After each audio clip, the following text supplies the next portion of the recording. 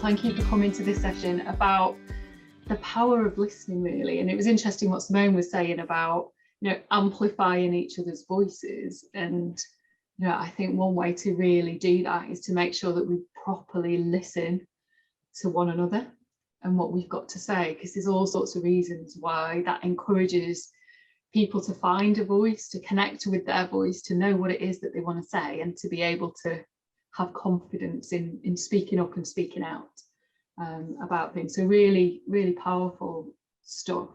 So there's going to be a bit of interactive stuff. So we're going to have some breakout rooms, if that's all right, Simone, as we go through, and some discussion. And I have got some stuff to share with you. However, having said that, I think the richness and the value of this will come from what it is that you've got to share around this as well. So I would encourage you all to do that as we go through. So I suppose I ought to introduce myself, really. So I'm a coach and a trainer and facilitator, and I live in Marple in Stockport. And my far distant background is a librarian. So I trained as a librarian many years ago, worked in public libraries, worked then in the voluntary sector for a while in East Manchester when the Commonwealth Games Stadium was being built, with communities there around what I think we would now call information literacy, and kind of supporting people to be able to access technology to bring communities together.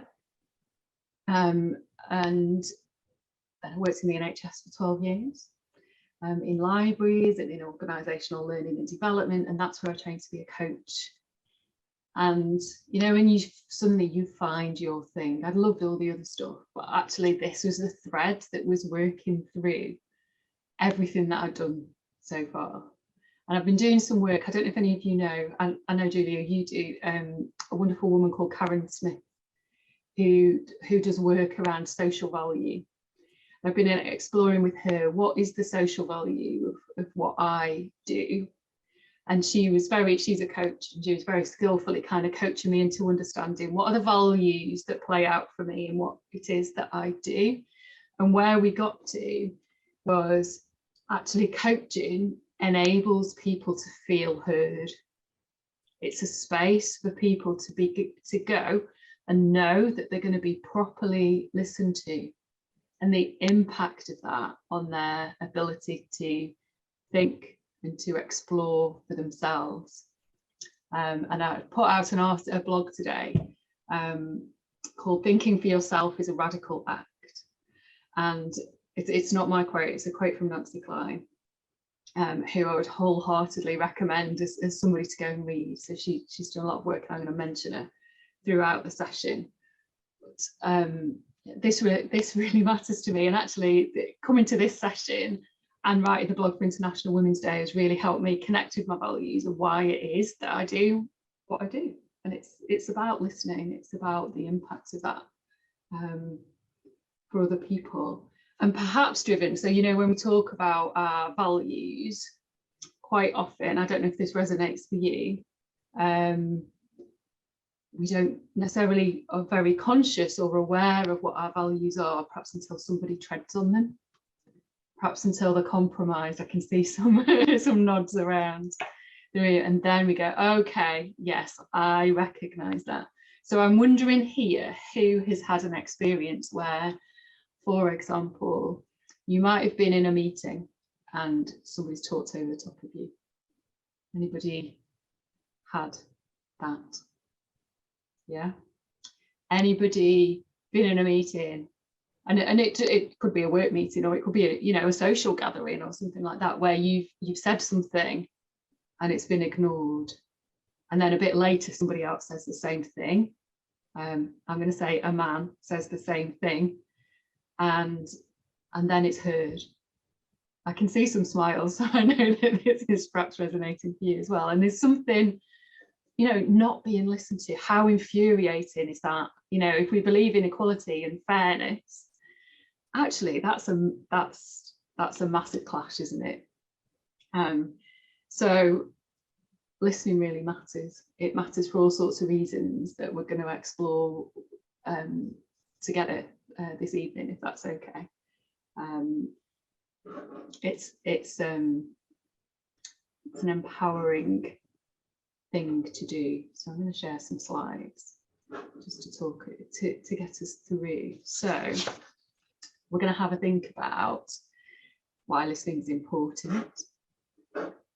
A question: are we losing our ability to listen? Has that changed over the years? Has it changed, you know, over the course of the last 5 or 10 years? I don't know. We're going to think about the importance of rapport in listening and levels of listening. So there's listening and there's listening, isn't there? I'm going to talk about that a little bit. And the power of attention in the listening process. And then, you know, what gets in the way and what can we do really so that we can properly listen to each other and realise all of the wonderful benefits of that. Does that sound okay? Okay, so our first challenge then, and I'm thinking we might, I don't know, because there's not too many of us, we could perhaps do it as a group all together and give everybody an opportunity to contribute if you would like to.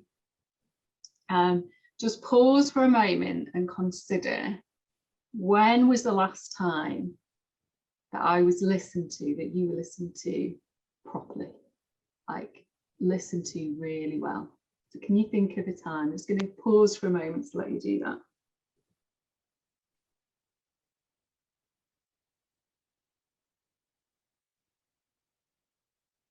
Just noticing for yourself how easy or difficult it is to think of that time when you were really properly listened to.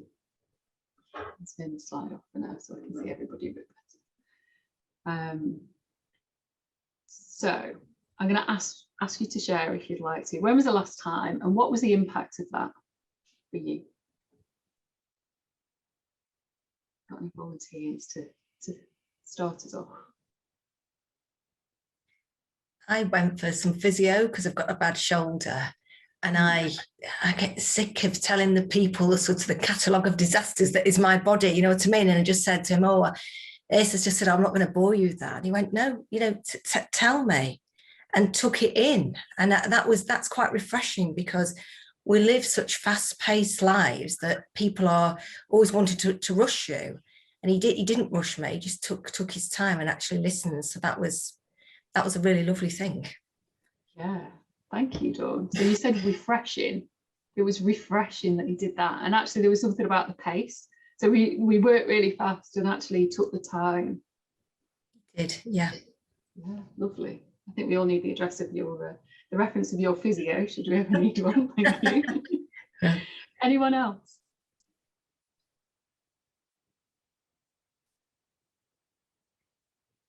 Can you think of a time when you were listened to really well? Or actually, is it something that you're struggling to bring to mind?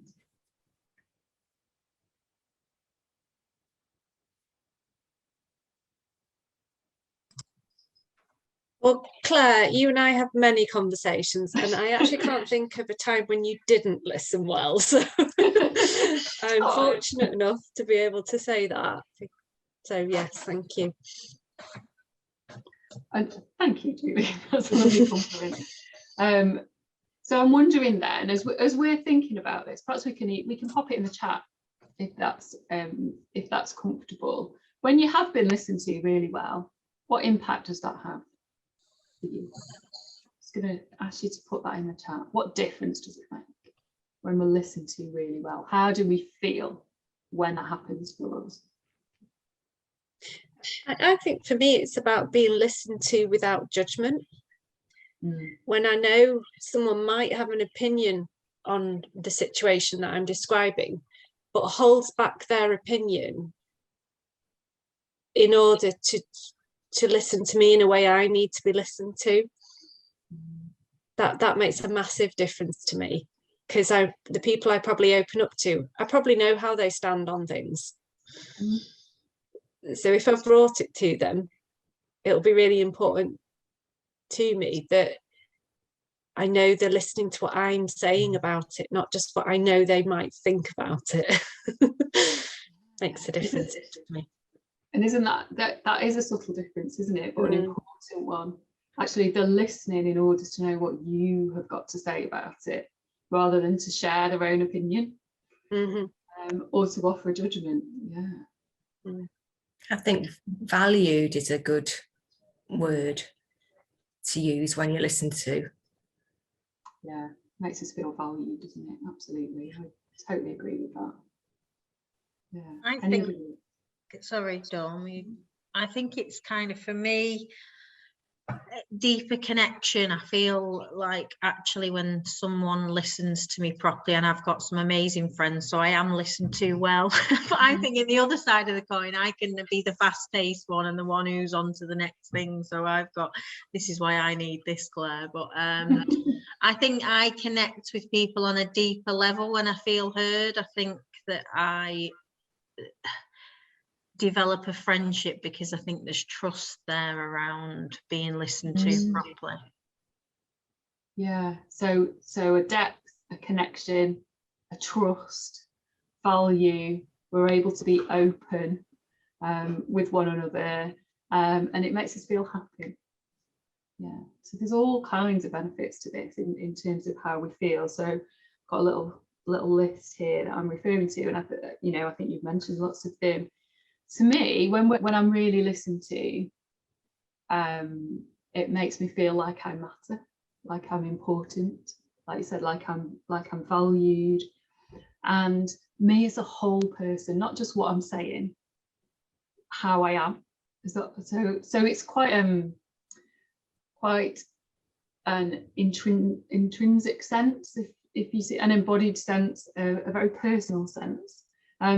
It says, you respect me as an equal here because you're taking the time to hear properly what it is that I've got to say. It says, it enables me to want to speak what's on my mind, to be open with that, and to have the confidence to know what that is. And it kind of says something about learning. Somebody's ready to learn from what I've got to say. That's important. Again, back to that equality. I matter and I am enough here in this conversation. So really important stuff, I think, in terms of how we feel and what the impact is. So yeah, but are we losing that? Is that different now to maybe how it was? I don't know, how many of us here, majority maybe, remember the time, social media didn't, I say this to my children, there was not, the internet has not always existed. You're like, what? In those times before the internet, before social media, was listening different? Has anything changed maybe as a result of that? Are we losing the art of listening maybe? Yeah, so there's a TED talk by a guy called Julian Treasure, who's done a lot of research into sound. So I think he's a sound engineer by background. So that was kind of where his interest started, and then he got into exploring listening, and he suggests that we are actually losing the art of listening. I'm going to share with you what he says about that. First of all, he talks about the fact that nowadays, well, actually in further recent history, we've learned to record. So, we've gone from an oral tradition where people shared things orally and they weren't written down, and therefore we had to listen in order to remember, to retain, to then be able to share on. Now we record things in a written form, we record loads of audio stuff, we record things as video. So the need actually to listen attentively in order to be able to relay that information, pass it on, share with others is lessened slightly. So he suggests that that's one reason that perhaps we have started to lose the art of listening. And then he talks about noise. You know, when I think about this, I always think of like being on public transport or something like that, and there's all this stuff going on around you, whether it's on the bus or the train or wherever it is, and you see people stretched out in front of you with headphones on, you know, and there's all these people together, and yet in their own bubble of sound, you know, with their own headphones on, and people have chosen not to listen to anything other than their own thing. So he talks about that, and he talks about our impatience. You know, I think with this has been written about, hasn't it, in terms of our attention span. We're not happy to read long articles anymore. You know, we need everything distilled into 140 characters or sound bites or whatever it is. So we're not ready and able to listen for as long, maybe, as we did before. And then he talks about broadcasting, like personal broadcasting, this kind of pushing out of our stuff. You know, another social media is another example of this, isn't it? You know, when people broadcast things about themselves, or the media broadcasts things out to us with headlines that get our attention, but actually there's not a huge amount of listening there. What do you think? Are we losing the art of listening? I don't know if we're losing the art of listening. I feel like the way we communicate has changed. But yeah, I mean, it's a difficult one, isn't it? Because the online world, I guess the last 2 years, where we've not had that much in real life, and we've got so used to, you know, Zoom like we're on today and all of that, it does change how we communicate. And for me, listening isn't just about, you know, hearing someone's voice, is it? It's about the in real life connection. You know, it's the body language, everything is about listening. And I guess when I work with young people, if I'm really listening to them, if I've really got to know them, if I really show that I'm valuing them, it's the things that they don't say that I'm listening to, you know. So yeah, I guess with the way people communicate has changed quite a lot. But maybe I don't know if we've lost the art of listening. I think we've just sort of adapted, or we need to adapt maybe a bit more in how we listen, especially the things that maybe aren't said or aren't broadcasted, I guess. Yeah, absolutely. Thank you, Jen. And you've touched on some of the stuff we're going to come to in a bit as well. And you know, what are we listening for? What's not said? All of the nuance of it's not just about the words. Absolutely. But I think there is like quite a lot of broadcasting now, especially I find with a lot of young people, and it's not really meant to be, I guess it's meant to be heard, but it's not meant to be, sometimes they don't really want a response, you know, apart from maybe a like or a love. But there's not really, I guess it's not really that dialogue that people don't really want a big dialogue about it. It's just kind of just to let you know, you know, this is a story, this is a real, you don't have to interact with it that much. I just want to let you know what's happening today in my life and what I'm having for lunch, you know. But but it's not really, that's not really, I guess, conversation. Yeah. Yeah, interesting. Okay, thank you. So bear in mind, Jen has mentioned it and Simone's mentioned it, this idea of connection, and that when we're listened to, it enables a connection between people. So to be deeper than the words themselves that we're listening to. So I thought we could do an exercise in twos. That's okay. Dead simple.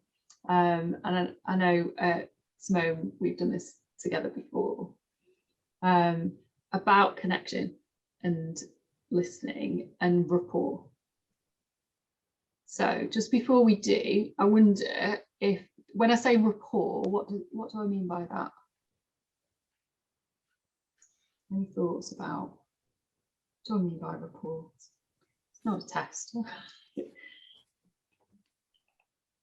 Yeah, for me that would mean like that connection you have, that like back and forth you have with someone, and you can tell that they're listening because they've repeated it, or they've remembered an element of what you're saying and feed it back to you.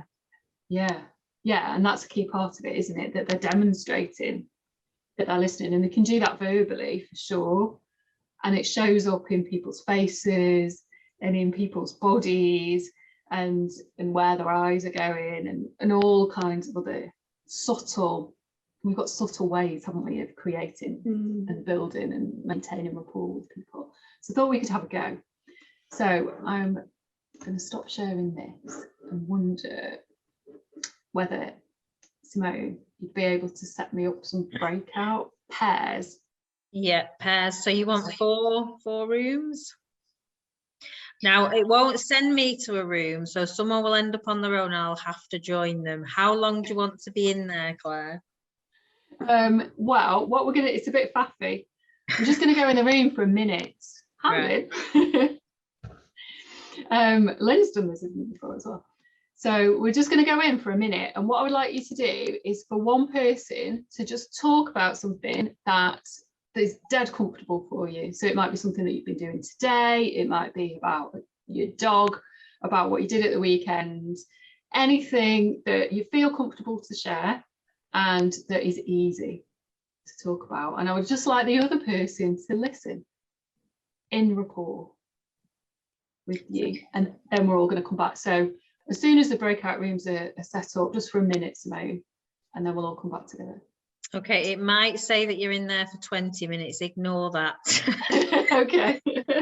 Okay. Fabulous. Thank you.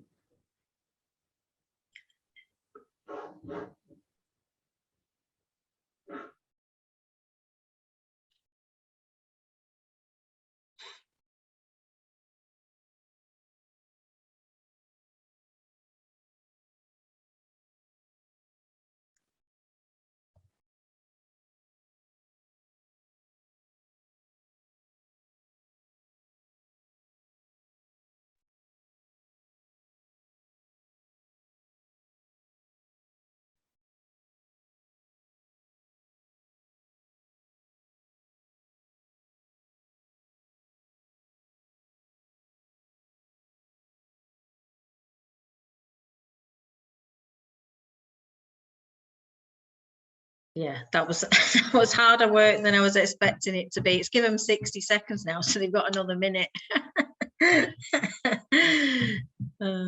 Yeah, Lynn. Not Lynn. Lucy Rennie. Yeah, remember her face from, she came and did something on our ILM at CPD day at Shrigley. Are you doing that at the lovely venue, the Whitworth? No, we're doing it all online. Oh, are you? Yeah. Is that a chosen thing, or? It was the way Claire's done it. So I think I would have preferred some of the time in person. Yeah. Yeah, it's I don't know, it's convenient but hard in some ways. Yeah, so. yeah, feel disconnected. Yeah. Hello, sorry, that was more complicated than I planned, because then it gave you another 60 seconds and I had to leave my room before I could bring anybody back, so you were probably in there about 3 minutes. Don't worry, I don't know about you, but we managed to chat for 3 minutes. Did you all manage to chat for 3 minutes? Thank you, Simone. We're going to go back in a second, but just to ask, what was it like? Give me some words, just a word each. What was that like? Interesting. Interesting. It was quite hard to just listen and not say anything, I thought. Yeah. But interesting. Also, everything that that my partner said was interesting. Yeah, it was. Yeah. Yeah. So I'm going to make a massive kind of judgment about people's faces when you came back. can see some smiles. I'm going to assume it was kind of a bit enjoyable, quite relaxed, a bit easy, natural.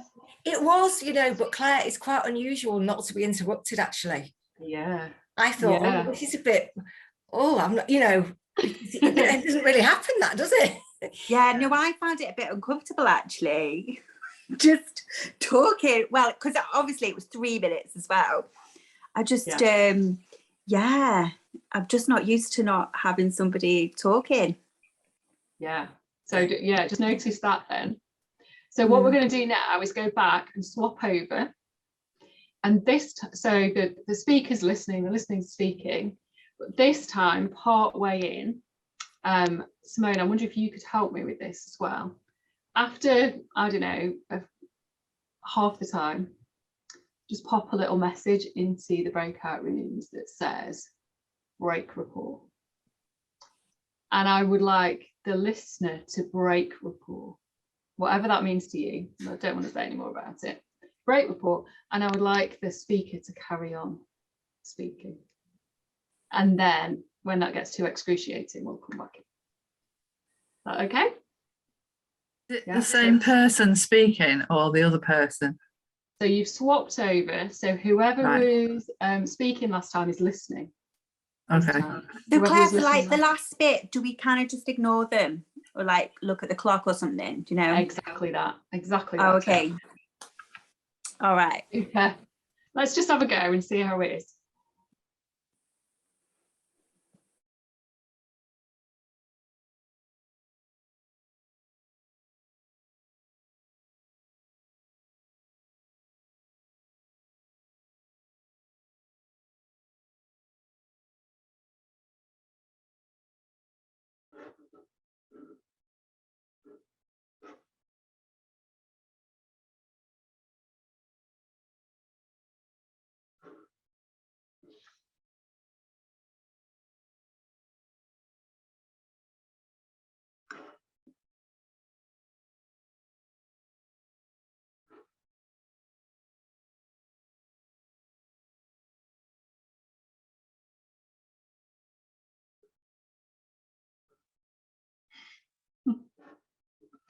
Aha. Lovely. Are you able to close those rooms for me, Simone? Sorry. On mute.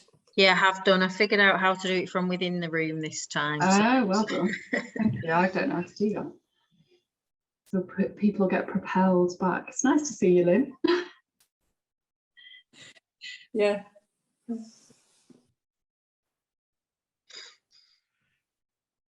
Wonderful. So tell me about how that was. What did you do as the listener to break rapport? What are the kinds of things that you did? No eye contact, looking down. Yeah. Covering my face. Yeah. Bit of yawning. Yeah. Stuff we probably do every day, don't we, when we're in a conversation with somebody, if we're honest about it. And what about, so people that were speaking, when that happened, what was the impact for you? It just shut me up straight away. I just couldn't think of anything to say anymore. It was like, right, well, yeah. It's hard to carry on talking. It's hard to carry on talking. Yeah. It was difficult to remember what you were saying because you could just tell it was such a distraction that you were kind of like looking away and looking for things, and it was a distraction, and I couldn't think what I was supposed to be saying. Yeah. I was exactly the same. Faz, lost total train of thought, and then it was just like I don't even know what I'm doing now, and then it threw me off the breakout rooms because it just threw my whole what I was supposed to do and what I was supposed to be saying at once. So what is this telling us? Sorry, go on. Well, I always find it fascinating because I do this exercise in coach training as well, but being on the end of it, I haven't been on the end of it for a very long time. And it reminded me of something I do say to people, that not only do you feel you're not, what you're saying is not of interest, you start to feel you're not interesting. And that can then go to so what's the point in me? What's the point in me talking? What's the point in me? And it, you know, just depending on the conditions around that and the length of time and the amount of frequency of that ignoring or that distraction, how someone can internalize someone else's behavior to make them feel differently about themselves. And that's what's really scary. Yeah. You know, Yeah. that's why it's so important. Thank you, Julia. So this is telling us something then about the importance of really listening. So when we listen in rapport and with our full attention, we are enabling other people to do their very best thinking. Mm-hmm. And actually, when we break that rapport, for whatever reason, we've all got busy lives, it gets in the way. And as Julia said, you know, it has an impact for how people feel about themselves. It's powerful stuff, hey? So when we listen, we enable other people's best thinking.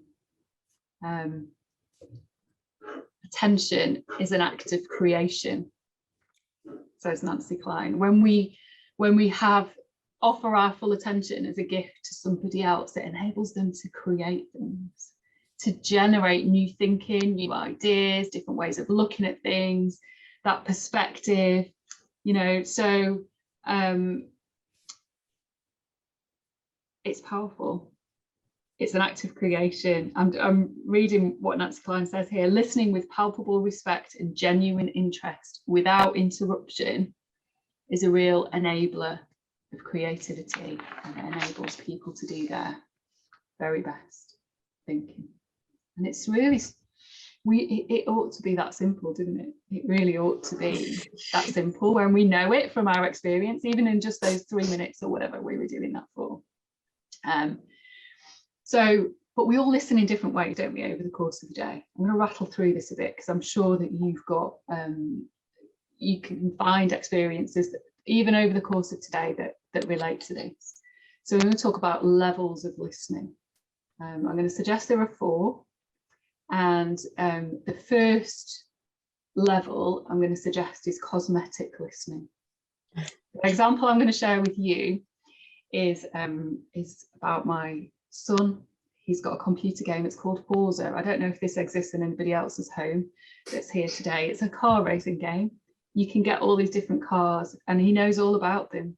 He knows about Bugattis and Lamborghinis and all kinds of stuff. And I'm not very interested. So when I'm listening to him go, oh, Mum, I've just bought a new blah, whatever, and I took it here, I'm probably nodding and I might be looking at him from time to time, but really I'm thinking about something else, that email that I need to respond to, or, you know, whether we've actually got anything in the fridge for tea or whatever it is. Cosmetically listening. So we're not really listening, our mind is somewhere else. I'm sure you can all think of an example today of where you might have listened in that way or been listened to in that way. Level 1 listening. Level 2 listening, conversational listening, really natural, part of how we interact as humans with one another. So anybody got any thoughts about conversational listening and what that might look like and feel like? For a coffee with your friend and listen what you've been doing all week, and you share what you've been doing all week, and you talk about the person that's next year, you know, the kids that are messing around on the table. Yeah. But you're interacting together. Yeah, absolutely. It's interactive. It's probably 50-50 in terms of who's got the airtime, and you're listening so that you can respond to the person that you're talking to. So conversational listening, we're listening to respond. Yeah. Where are you going on holiday? Oh, I'm going to Angle say, oh, whereabouts? And you're waiting to go, oh yeah, I've been there. And really when you go, you need to go to this cafe. Oh right, okay, thank you. You know, it's that kind of chatter. So when we listen actively, it's different to that. What's different about active listening then to conversational listening? Well, this is active listening, I think. Okay. This is listening to you, listening to other people, trying not to miss anything. Yeah, absolutely. So we're listening with a different intention, aren't we? With a different purpose. So we're listening to understand.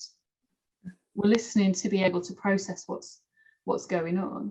Nancy Klein talks about listening to ignite someone else's thinking. By that she means. So the airtime is different, isn't it? So when we listen properly, the other person is speaking more than we are, and we're listening to understand and to help them understand as well. And then finally, we've got this deep listening, which I think is what Jen was talking about before, you know, listening for not only what's said, but perhaps what's missing, what's not being said, or how it's being said. So it might, you know, if I'd have said to Simone, yeah, I'm really happy about doing something for International Women's Day for you. Yeah, there's an incongruence between what I'm saying and what you're seeing in my behaviour, and we know, don't we, through that sort of listening, that there's something not quite right, and so we might want to ask about that without judgment, you know, going back to what Julia said. So if we notice any of these things, something's missing, or I notice a shift in, you know, we can offer it back to people. I noticed that when you were talking about that person, your arms started moving around and I could see you smiling more, and you seem to gain more energy, and I'm curious about that. I'm wondering what that is. Not, you know, you seem to like them more because you were doing this. We're not diagnosing, we're not judging what somebody's behaviour is.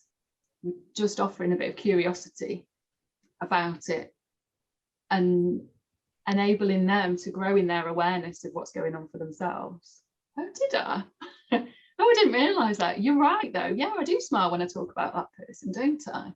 And wondering, oh, what does that mean for me? Okay, so they've got some new insights, some new understanding, some new awareness that maybe they didn't have before, because you've noticed, because you've listened and you've offered it them back without judgment is a gift. So, yeah, deep. That's the deep listening part of this.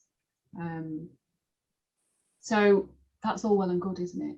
Deep listening. Coaches do it, therapists do it, counsellors do it. I'm sure that, you know, Faz and I were talking about kind of jobs and things like that. You know, if a child is speaking to us and something's the matter, you know, and we recognise that, then we listen in a different way, don't we, to if we were just having a bit of a chat in the playground about something. We tune in. What gets in the way, though? Stop sharing this. So we can see the power of this. We recognise for ourselves what the power is, and yet things get in the way. What kinds of things stop us from listening with that full attention? You're at your own thoughts. Yeah. Or stresses, or sometimes I might, probably with people that I know very well, but if they say something then that triggers something that I want to respond to, I might not let them finish because my memory's not so great now, and I think, oh, but I must just tell them this before I forget it, and then it's like butting in, really, and that's not great, you know. Okay. So yeah, and thank you for sharing that, Dawn, because that's really honest response, and I'm sure we can all relate to that in some way. So what can get in the way is our own thoughts. So, you know, we've all got busy lives. It could be the thing that we've just come from, the thing that we're going to next, the thing that upset us that morning, the thing that we're recalling, we don't want to lose it, so we have to get it out there. Yeah, all of this can get in the way, can't it? There's offering our full attention to somebody else. What else? What else might get in the way? Could be things that we assume. Yeah. Yeah. Do you want to tell us a bit more about that then? Well, you might assume that you know better than that person, and you want to explain your point of view and get that across instead of not listen to theirs. Yeah, that's a really good now. example. Thank you. Yeah, so if we assume that we know best, then we're more likely to jump in with a piece of advice, aren't we? Well, what I think you should do is this. When that happened to me, this is what I did. And I think it'd work for you. Or words to that effect. Have you tried speaking to that person over there? Yeah. So when we think we know best, when we assume we know best, we can tend to jump in with advice before that person's had time to really think it through for themselves. So if we can put ourselves in a place of not knowing, which can feel like quite a vulnerable place actually, can't it? To think, actually, I'm going to let go of knowing here. I'm going to let go of assuming that I do know best, and listen with openness and understanding and without judgment. Then that creates that space for somebody to do their really best thinking. And sometimes that means being quiet, doesn't it?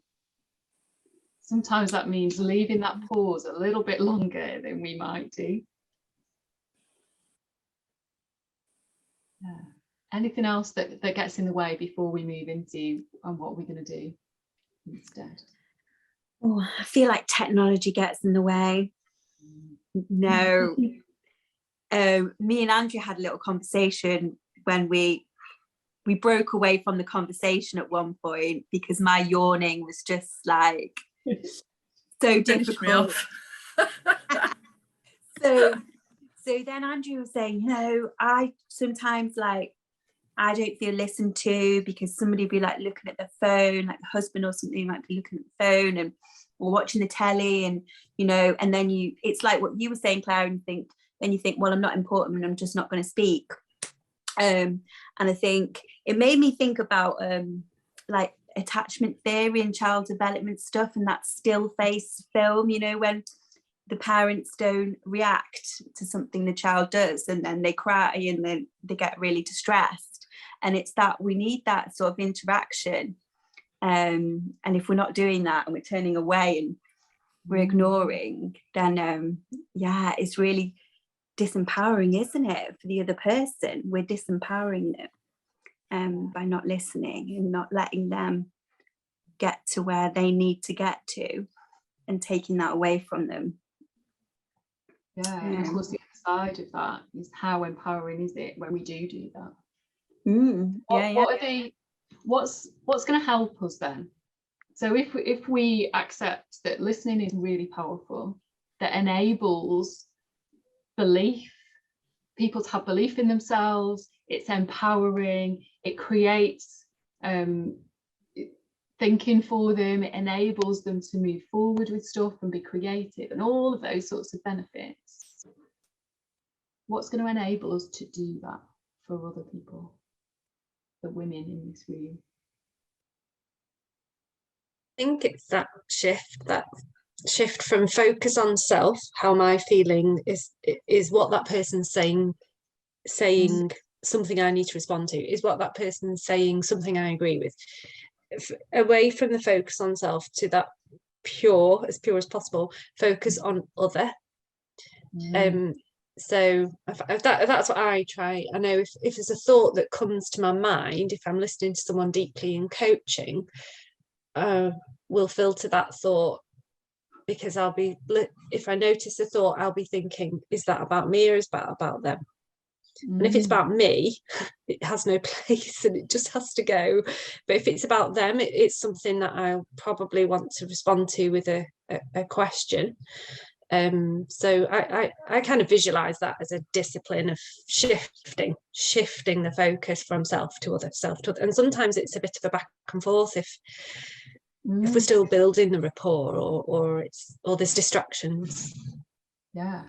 So a shift of focus, it's not about me, actually this is about the other person in this relationship, and noticing that. I'm going to share a few ideas. I know we're short on time, so build in enough time for it, whatever that is, or be clear about what time it is that you've got. Talk about technology before, get rid of the notifications, get rid of all of that stuff that might intrude in there. Be as present as we can. Mindfulness is powerful stuff, isn't it? It's setting an intention to listen and be curious. So when we say to ourselves, okay, I'm really going to listen to this person now, just by saying that and setting that intention for ourselves, it can make a massive difference to how we show up. Use silence. People will feel it. They absolutely will. If there's a pause and an invitation to talk, this is tricky. Let go of attachment to the right answers and the right questions.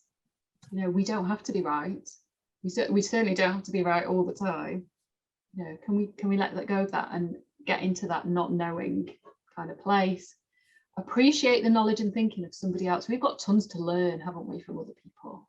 You know, so appreciate that, acknowledge it. And if we can hold a belief that people actually have their own answers and that their answers are the best ones, not the ones that we might give them, because they might fit for us, but not for the other person. If we can hold that belief, then that makes a huge difference to how we show up. Just to slow down as well. We talked about pace early on, didn't we? To really slow down and notice what's going on for us, what's going on for them, what's going on in the dynamic as well. So how can we practice this then? What can we do to help us in our busy lives to listen really well? So here's a challenge for you tomorrow. How much silence do you actually have in your day? How much? Can you actively invite 3 minutes into your day, all in one chunk? And just get used to the quiet. If that's not part of your, it might be that for some of you actually that's easy because you do that. It might be out for a walk. But yeah, 3 minutes of silence every day. If you're in a noisy environment, can you change your attention? So a bit like Julie was saying about shifting focus from self to other, can you filter out some sounds and tune into others? So kind of play around with filtering the speech and really tuning in to different channels of speech. Can you, all that stuff that we consider to be noise, there's just like incidental. Washing machines are a good example of this. Can we make a choice to make the sound of the mundane beautiful? To really listen to it and see it in a different light. Really savour that. Can you adopt different listening positions? So what does something sound like if you reposition yourself in a different place to it? And that might be literal, you know, moving around, seeing what it sounds like from different places, but it might be kind of metaphorical as well. If I just shift my stance here, if I put myself in another perspective and hear that, what would that be like? So if you're having a conversation with a young person, let's say, you know, if I have the perspective of, I don't know, a peer affairs or a parent or a teacher or their sibling or whatever, how does that change things? And then finally, this kind of RASA acronym, it's a Sanskrit word, I believe, for essence. So how can we demonstrate that we have received what it is that somebody's saying to us, that we appreciate it? Can we summarize what it is that they've said using their words? And is there an incisive question that we'd like to ask as well to demonstrate that we've listened?